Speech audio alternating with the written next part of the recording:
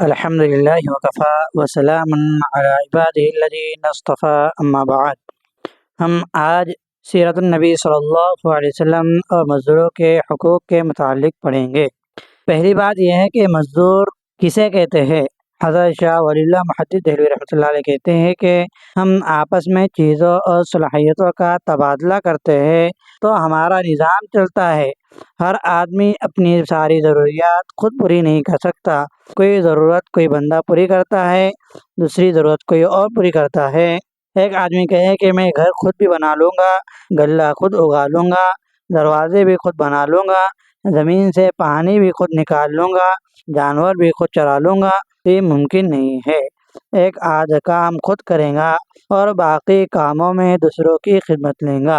انسان کی فطرت ہے کہ کسی کام میں جو یہ جانتا ہے کہ دوسروں کا تعاون کرے گا، دوسروں کی مدد کرے گا اور دوسروں سے اپنے کاموں میں مدد حاصل کرے گا۔ مثلا ایک آدمی بکریاں چراتا ہے تو بکریاں چرانے کے کام میں وہ مدد کرے گا اور باقی کاموں میں مدد لیں گا، کسی سے غلہ لیں گا، کسی سے کپڑا لیں گا وغیرہ۔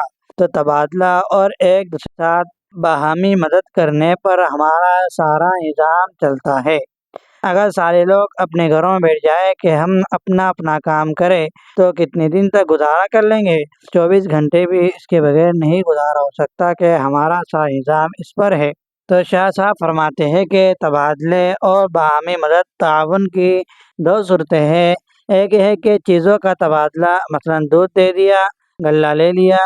پرانے زمانے میں دکانداری زیادہ تر گندم اور غلے وغیرہ پر ہوتی تھی کہ دکان پر دال لے آؤ اور باجرہ لے آؤ، باجرہ لے آؤ اور مولیا لے آؤ، گندم لے آؤ اور گڑ لے آؤ۔ اب بھی بہت سے دیہاتوں کے اندر بعض جگہوں پر اس طرح کا رواج ہے کہ کوئی چیز دے کر دوسری چیز لینے کو تو تجارت کہتے ہیں، اسی طرح پیسے دے کر چیز لینا بھی تجارت ہے، کیونکہ پیسے بھی کسی چیز کے نمائندے ہیں۔ دوسری صورت یہ ہے کہ اگر مجھے کسی چیز کی ضرورت ہے اور میرے پاس اس کے بدلے دینے کے لیے کوئی چیز یا پیسے نہیں ہے تو میں کوئی خدمت و محنت کروں گا اور اس کے عوض میں وہ چیز لوں گا۔ یہ ہے مزدوری۔ جیسے گندم گیہوں کی کٹائی کرتے ہیں اور معاوضے میں گندم لیتے ہیں یا پیسہ لیتے ہیں، اسی طرح دکان وغیرہ کا کوئی کام کرتے ہیں اور اس کے بدلے میں اجرت اور مزدوری پیسہ لیتے ہیں۔ تو اجرت پر کام کرنا مزدوری ہے اور ساری دنیا کا دار و مدار اسی پر ہے۔ دوسری بات یہ ہے کہ جناب نبی کریم صلی اللہ علیہ وسلم نے فرمایا کہ اللہ تعالیٰ کے سارے پیغمبر اپنے اپنے دور میں مزدور رہے، یہ حقیر پیشہ نہیں ہے، انبیاء کا پیشہ ہے۔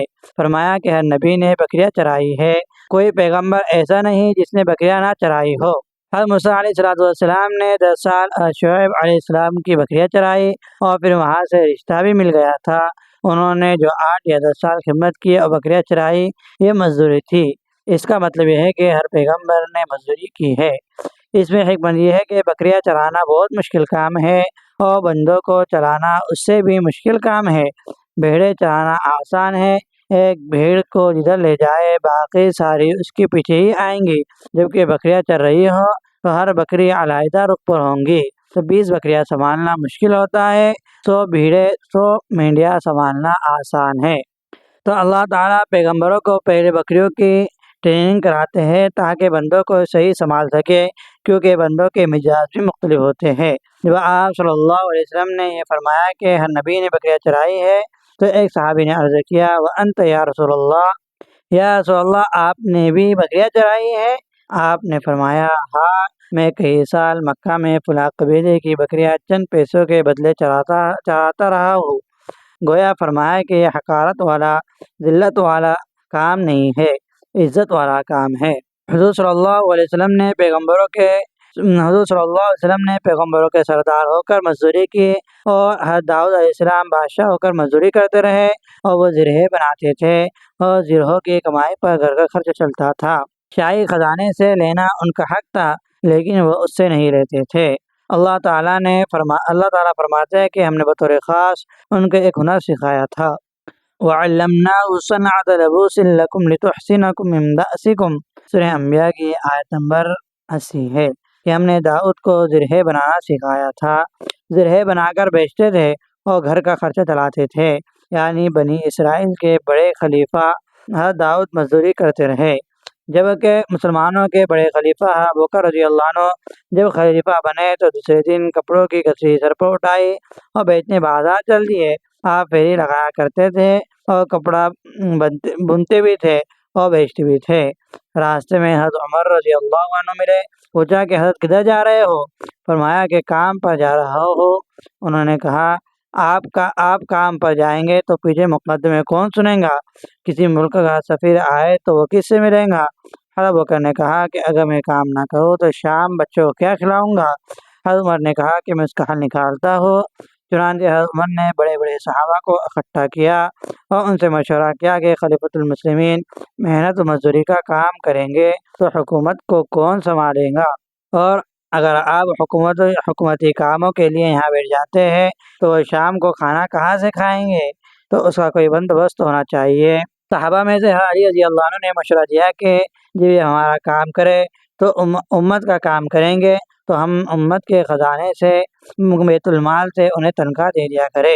اس کو ملازمت کہتے ہیں کہ اس سے حکمراں کی تنخواہ طے ہو گئی۔ انبیاء بھی مزدوری کرتے رہے، خلفاء بھی مزدوری کرتے رہے، اور ہندوستان کے مغل بادشاہوں میں بڑے بادشاہ اورنگزیب گزرے ہیں۔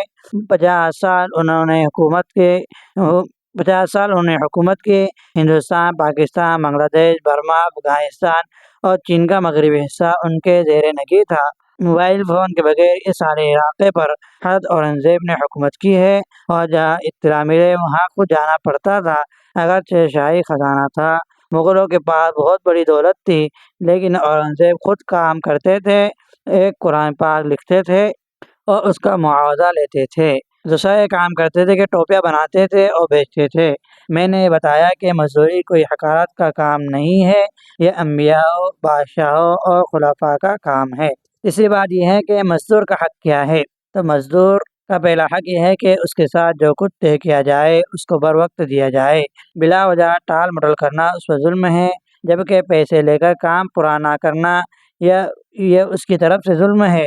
حضور صلی اللہ علیہ وسلم کا ارشاد ہے کہ اعطوا الاجیر اجرہ قبل ان یجف عرقہ، مزدور کو اس کی مزدوری پسینہ خشک ہونے سے پہلے دو، اس کو پھیرے نہ لگواؤ۔ چوتھی بات یہ ہے کہ آپ صلی اللہ علیہ وسلم نے ہدایت دی کہ مزدور سے کام لو، لیکن اس پر سختی نہ کرو۔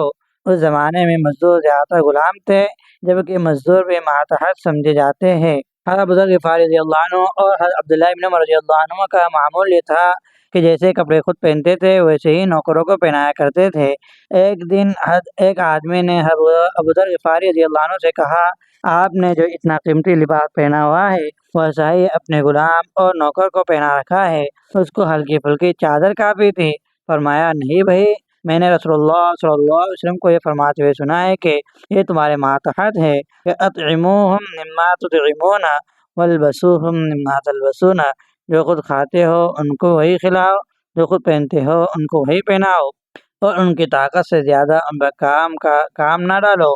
جتنا کر سکتے ہو ان سے اتنا کام لو، اور اگر زیادہ کام ان کے ذمہ لگایا ہے اور تمہیں اندازہ ہے کہ یہ اکیلے نہیں کر سکیں گے تو اعینوہم، ان کے ساتھ مل کر کام کرو، اعینوہم، ان کی مدد کرو۔ میں نے چند اصول بتائے ہیں جن کا خلاصہ ہے کہ مزدوری انبیاء کا کام ہے، کوئی حقیر پیشہ نہیں ہے، عزت والا کام ہے، عزت والا پیشہ ہے۔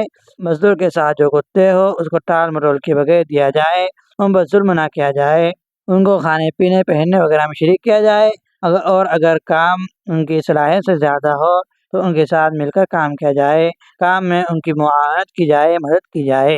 تو ہم نے آج کے سبق میں آپ صلی اللہ علیہ وسلم کی زندگی اور مزدوروں کے حقوق کے متعلق پڑھا ہے۔ انشاءاللہ تعالی ہم آئندہ کل سیرت النبی اور مہمان نوازی کے متعلق پڑھیں گے، یعنی مہمانوں کے کیا حقوق ہے ان کے متعلق پڑھیں گے انشاءاللہ تعالی۔